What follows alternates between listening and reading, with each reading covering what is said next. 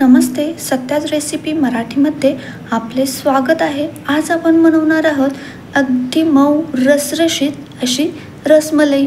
रसमलाईसाठी अगदी कमी साहित्य लागतं। दूध, साखर आणि थोडेसे ड्रायफ्रुट्स झाले की रसमलाई बनवून तयार होते। मी छोटे छोटे टिप्स सांगणार आहे, त्या वापरून जर रसमलाई बनवली तर अगदी परफेक्ट बनेल आणि बाहेरची रसमलाई विसरून जाल याच पद्धतीने बनवून खाल।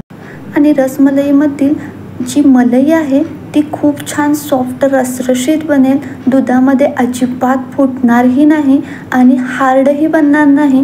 तर चला रेसिपीला सुरुवात करूयात। सर्वात प्रथम रसमलाईचा रस बनवण्यासाठी मी म्हशीचे फुल फॅटचे 1 लिटर दूध घेतले आहे। हे जाड तळाच्या भांड्यामध्ये गरम करण्यासाठी ठेवून देऊ। तोपर्यंत आपण रसमलाईचे गोळे बनवायला घेऊ। रसमलाईमधील गोळे बनवण्यासाठी मी येथे पाव किलो पनीर घेतला आहे। हा हाताने छान फोडून घेतला आणि त्यानंतर तळ हाताच्या या भागाने अशा पद्धतीने छान मॅश करून घेऊ। थोडं थोडं पनीर घेऊन अशा पद्धतीने पूर्णपणे पनीरमधील गुठळ्या फोडून पनीर अगदी सॉफ्ट करून घेतला आहे। पनीरमधील तूप अगदी वेगळं केलं नाही, पण पनीरचं तूप हाताला लागे तोपर्यंत छान मॅश करून घेतलं। त्यानंतर यामध्ये अर्धा चमचा कॉर्नफ्लॉवर आणि अर्धा चमचा मैदा घातला। दोन्ही मिळून 1च चमचा वापरायचा आहे। जास्त कॉर्नफ्लॉवर किंवा मैदा वापरल्यास रसमलाईतील गोळे हार्ड बनतात आणि रसमलाई रसरशीत बनत नाही। त्यामुळे फक्त पनीरला बाइंडिंग येण्यासाठी 1 चमचा कॉर्नफ्लॉवर आणि मैदा घातला। हा कॉर्नफ्लॉवर आणि मैदा घातल्यानंतर जास्त वेळ मळायचं नाही, अगदी मिक्स होण्यासाठी हलकंसं मळून घ्यायचं आणि त्यानंतर एका डब्यामध्ये झाकण लावून ठेवून दिलं। त्यानंतर दुधालाही छान उकळी आली आहे।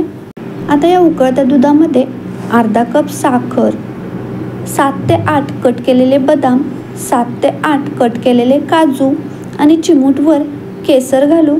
केसरमुळे रसमलाईला खूप छान कलर येतो, त्यामुळे मी 1 चिमूट केसर घातले आहे। जास्त डार्क येलो कलर पाहिजे असेल तर कलरही वापरू शकता, पण मी कलर वापरलेला नाही। आता हे दूध आपल्याला जास्त आटवायचं नाही, तर 10 ते 15 मिनटं आटवायचं आहे। अगदी दाटसर दूध झालं तर रसमलाईचे गोळे यामध्ये रस पीत नाहीत, त्यामुळे अगदी पातळच दूध ठेवायचं आहे। आता दूध आटण्यासाठी 10-15 मिनटं लागतील। तोपर्यंत आपण शुगर सिरप बनवायला घेऊ। शुगर सिरप बनवताना पसरट भांडं घ्यावं, कारण पनीरचे गोळे छान फुलले जातात। त्यामुळे मी येथे पॅन घेतले आहे। पॅनमध्ये 4 कप पाणी आणि 1 कप साखर घेतली आहे। हा रेशो लक्षात ठेवा। तर 4 कप पाण्यासाठी 1 कप साखर घालून छान उकळी येण्यासाठी गॅसवर ठेवून दिलं। तोपर्यंत आपण पनीरचे छोटे छोटे आकारामध्ये गोळे बनवून घेऊ। तर मी पेढ्याच्या आकाराचे अशा पद्धतीने गोल गोळा बनवला आणि हलकंसं दाबून टिक्कीच्या आकाराप्रमाणे अशा पद्धतीने छोटे छोटे बॉल्स बनवून घेतले। अगदी मोठा बनवायचा नाही, कारण हे गोळे फुलून डबल होतात, त्यामुळे मी छोटे छोटे आकारामध्ये बनवून घेतले। एकूण 25 पनीरचे बॉल बनवून तयार झाले आहेत। हे बॉल आपण शुगर सिरपमध्ये सोडून देऊ। साखर आणि पाणी छान उकळल्यानंतर 5 मिनटं मीडियम फ्लेमवर ठेवून दिलं आणि त्यानंतर हे बॉल्स आपण या शुगर सिरपमध्ये सोडून दिले। बॉल सोडल्यानंतर झाकण लावून 10 मिनटं हे बॉल्स शिजवून घेतले।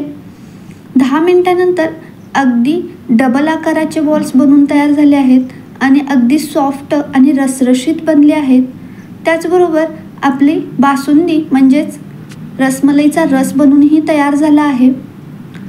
आता हे बॉल्स शुगर सिरपमधून थंड पाण्यात काढून घ्यायचे आहेत। हे सर्व बॉल्स मी बर्फ आणि थंड पाणी एका बाउलमध्ये घेऊन यामध्ये काढून घेतले।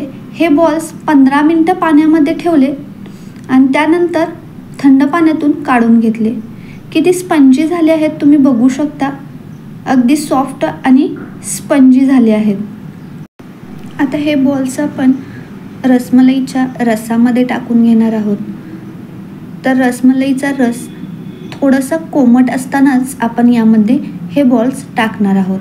अगदी जास्त गरम नाही आणि अगदी थंडही नाही, अशा पद्धतीने हा रस आहे. यामध्ये मी 1 चम्मच वेलची पावडर ॲड केली आणि त्यानंतर हा रस तयार झाला आहे. या रसामध्ये पनीरचे गोळे ॲड करणार आहोत. तर पाण्यामधील हे पनीरचे गोळे पूर्ण पाणी काढून घेऊन अशा पद्धतीने या रसामध्ये सोडून घेणार आहोत. पाणी काढून रसामध्ये सोडल्यामुळे हा रस म्हणजेच बासुंदी या रसमलाईच्या गोळ्यामध्ये छान ॲब्झॉर्ब होईल आणि गोळे छान रसरशीत बनतील. तर अशा पद्धतीने सर्व गोळे या रसामध्ये सोडून घेतले आणि आता ही रसमलाई आपण 2 किंवा 3 तासासाठी झाकण लावून फ्रीजमध्ये ठेवून देऊ. 3 तासानंतर रसमलाई छान थंडही होईल आणि रसमलाईमधील मलाई छान रस पिऊन रसरशीतही बनेल. तर या पद्धतीने जर रसमलाई बनवलीत तर अगदी पहिल्यांदा जरी बनवत असाल तर अगदी परफेक्ट आणि रसमलाईचे गोळे अगदी सॉफ्ट, रसरशीत आणि कधीही बिघडणार नाही अशी रसमलाई बनून तयार होईल. अगदी हलवाईपेक्षाही खूप छान बनेल. तर असेच नवनवीन व्हिडिओ पाहण्यासाठी माझ्या चॅनलला अजून सबस्क्राईब केलं नसेल तर प्लीज सबस्क्राईब करून घ्या आणि बेल आयकॉनवर क्लिक करा. थँक्यू.